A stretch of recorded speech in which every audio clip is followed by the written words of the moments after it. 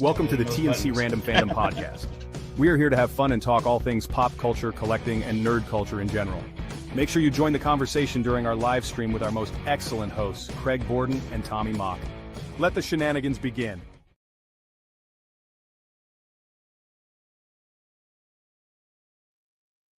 Good evening, everybody, and welcome to the TNC Random Fandom podcast. I almost screwed myself up there having to be host of two other shows there for a second. Tommy, how the heck are you, buddy? It's been a week since we've had our chance. We're on pace finally. Yeah, I'm telling you,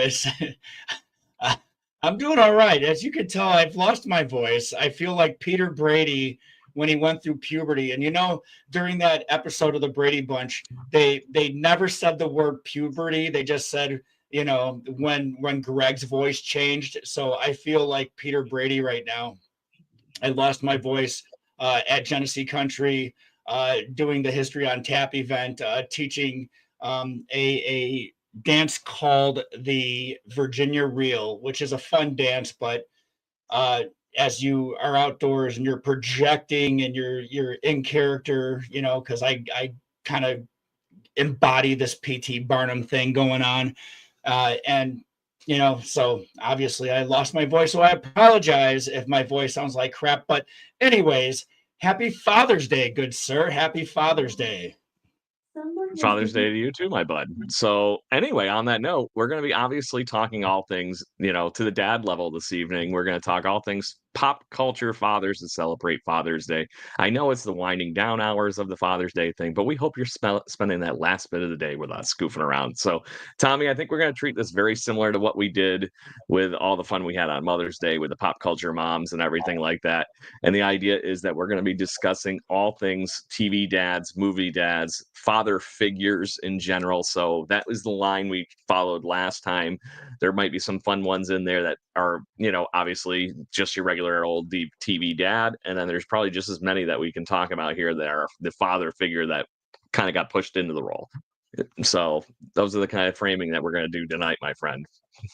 Yeah, I agree. But I also wanted to throw in the some of the dads that probably weren't exactly the best role models or father figures in general. So I also want to throw in some of the unsavory dads, if you will, and I'm sure you could probably come up with at least 5 off the top of your head. I know I have a few that I'm thinking of, but I want to do a deep dive, and I would like to go back into time, from early TV to to movies from back in the day, but kind of bringing everything kind of full circle. So what, since you started us off, why don't you go ahead and start us off with your first likable dad? I figured I was going to start with just like I had this discussion with Anna not that long ago, and while we were prepping up for the show and everything, Tommy, and I was like, okay, well, who's the one that just slaps you in the face is like the TV dad of TV dads? And I used him on the cover of this whole thing, and I unfortunately think it is Bob Saget as Danny Tanner. The reason I say unfortunately is because I know how his stand-up comedy career went, and you went, oh my God, what happened to Danny Tanner? Whenever you hear his stand-up.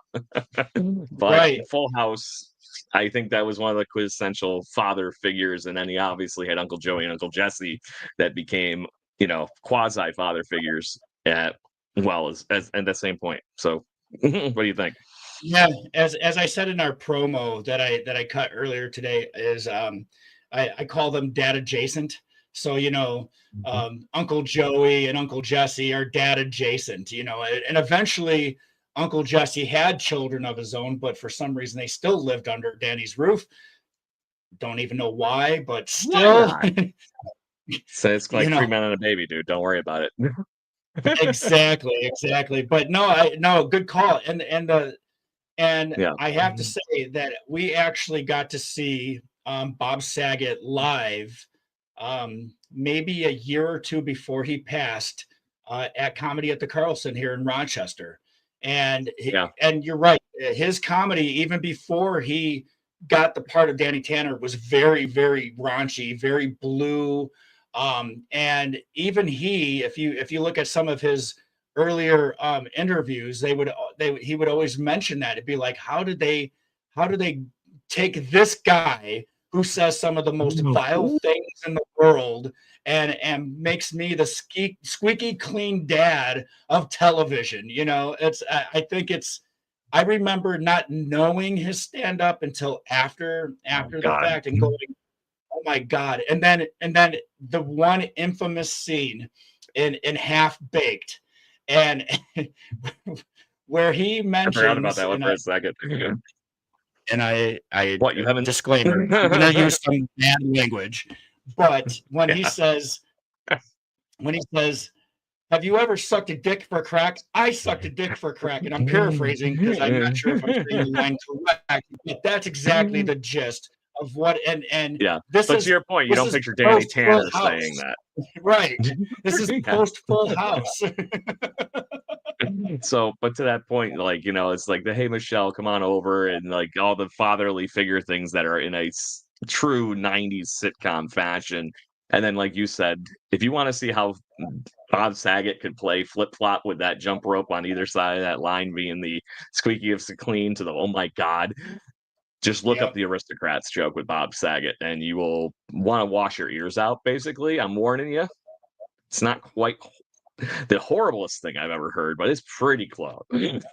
And so, anyways, for those of you who don't know, The Aristocrats is a movie about multiple comedians and comedians telling the same joke, which is one of the most raunchiest jokes of all time.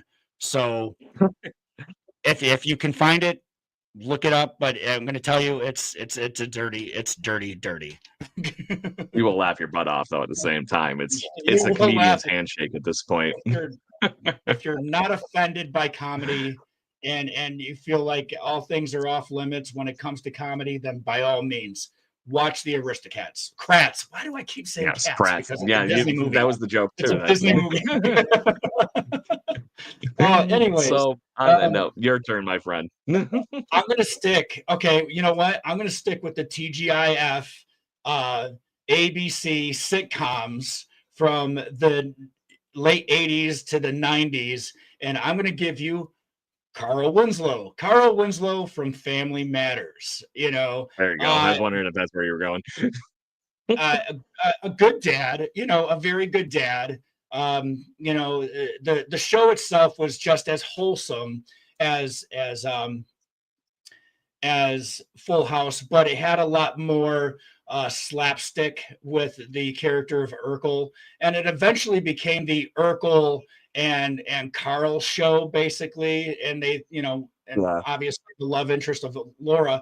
But what most people don't know, and they may know, I'm just going to assume that not everybody knows, is that Full House, Family Matters, was a spinoff of the show Perfect Strangers, because Harriet Winslow was the elevator operator of the newspaper that Cousin Larry and Belky worked at. So there you go. So there's a little bit of TV history for you.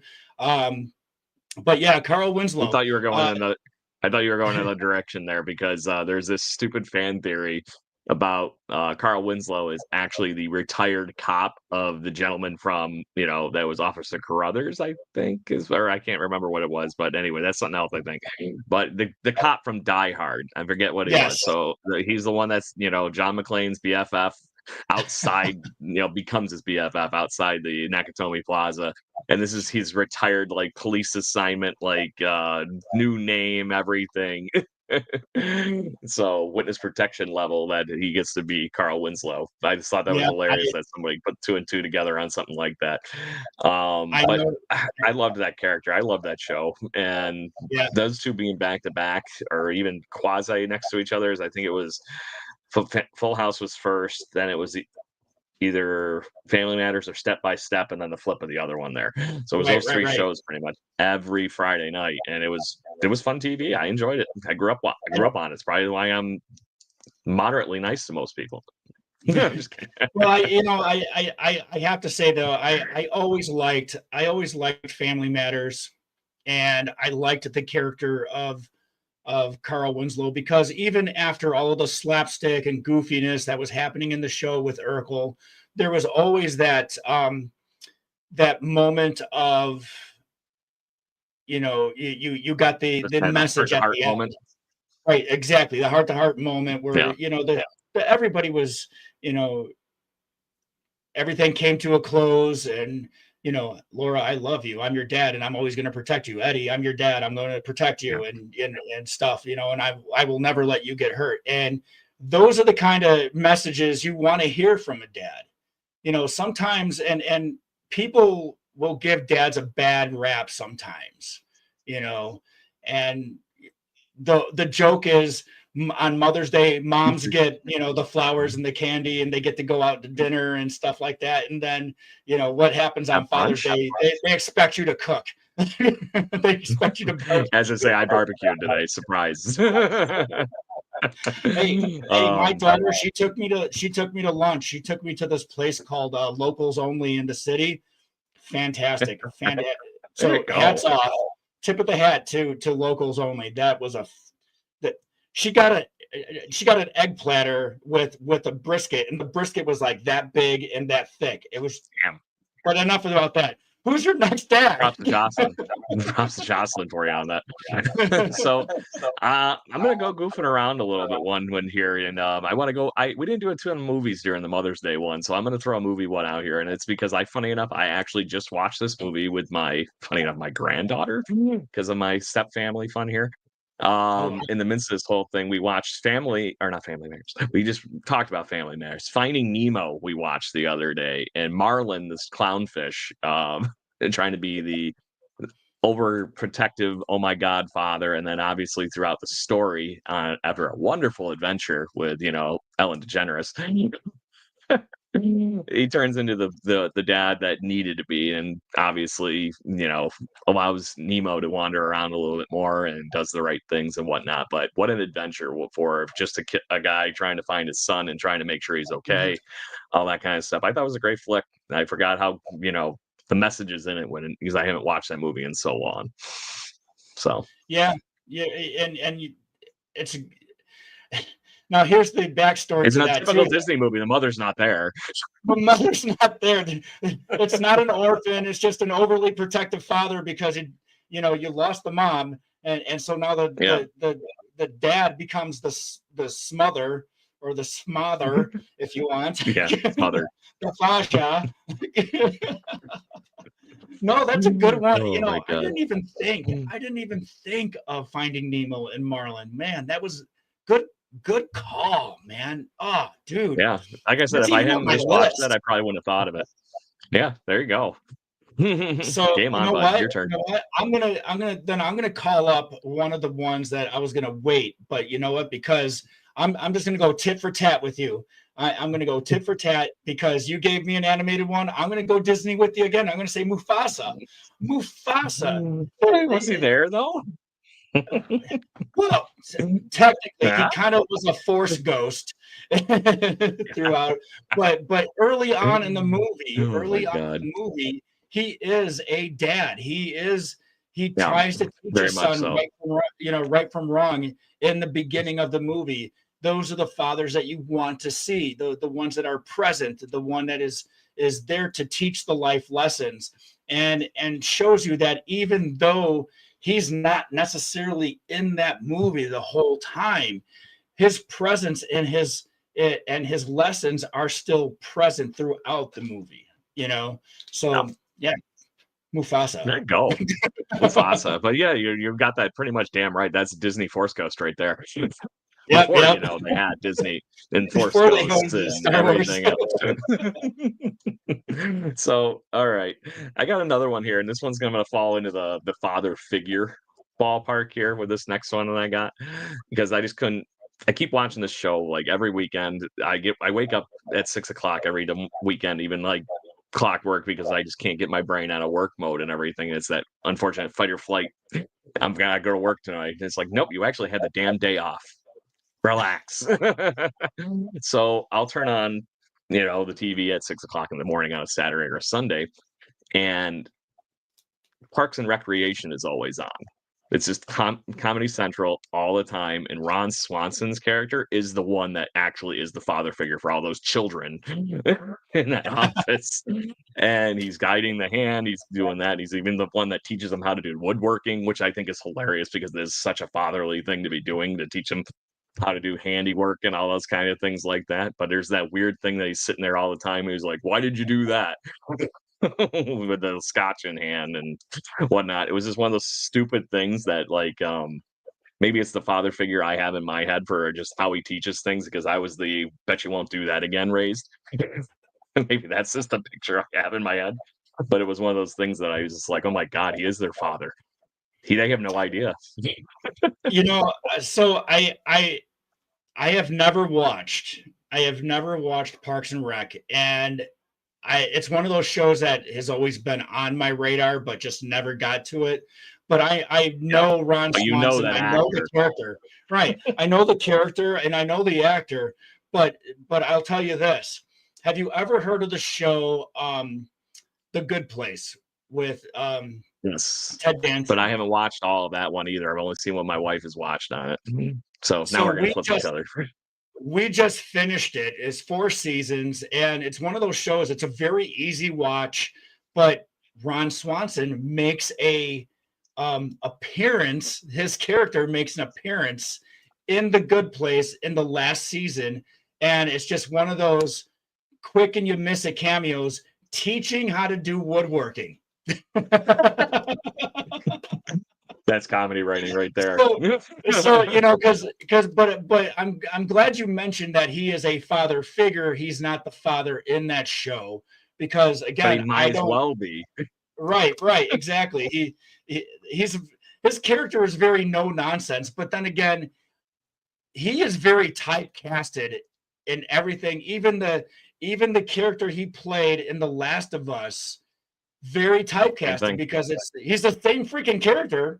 He just plays a gay character in that show, but still a very rugged man, a very manly. Well, to that point of very even fatherly in that one too, as he was taking care of the other guy. So good times. So with that being said, I'm gonna bring I just got HBO Max again.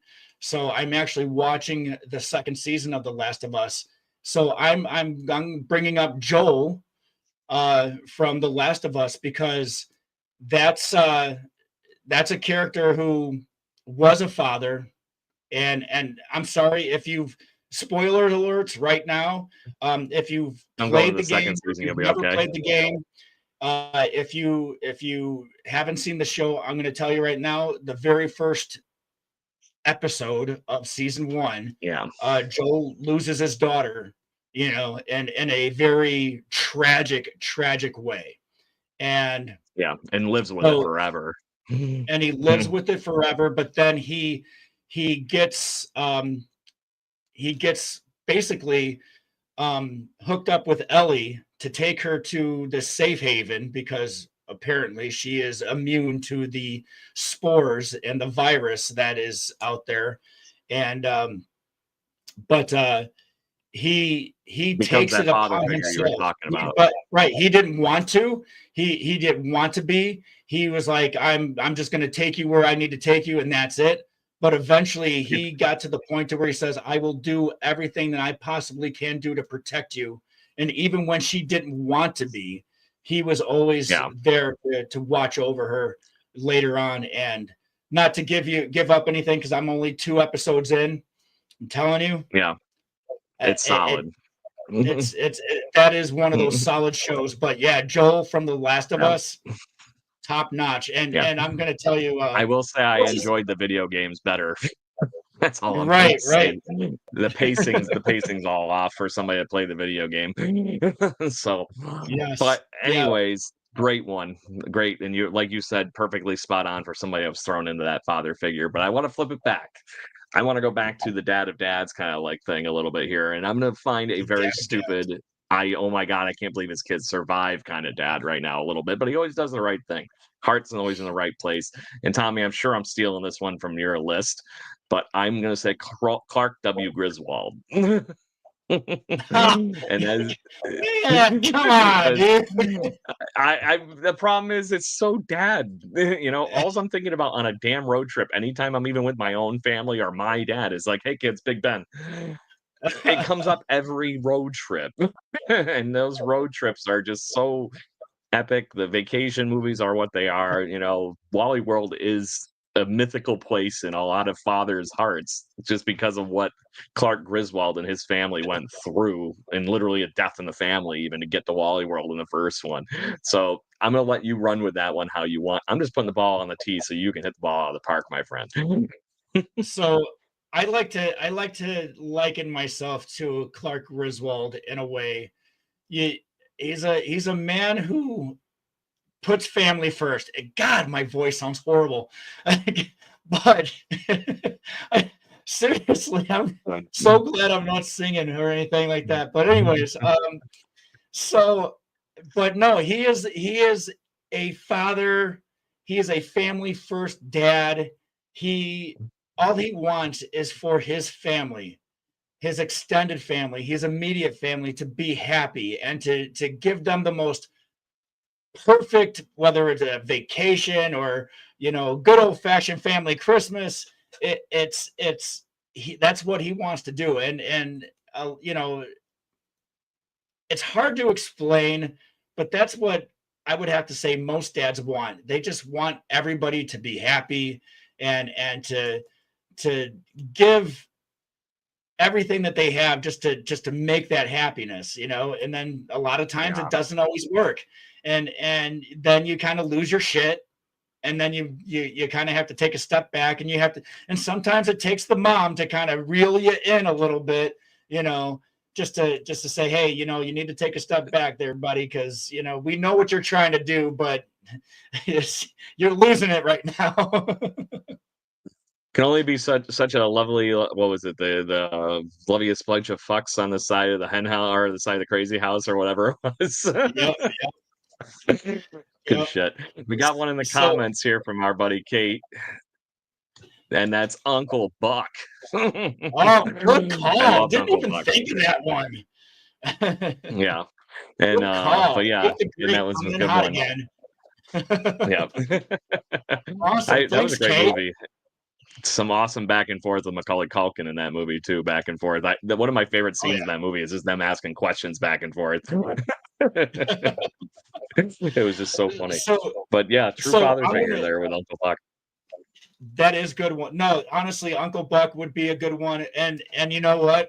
That's going to bring me to another one, but I'm going to hold off on that because I'm going to give you a twofer. I'm going to give you a twofer. Oh God. So all right. So this gentleman I want to go. Played, what? Go for it. So this gentleman has played two.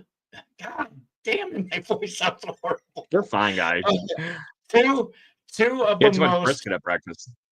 Two of the most iconic fathers in recent years, and I'm going to make sure that I pull it up right, because he's played.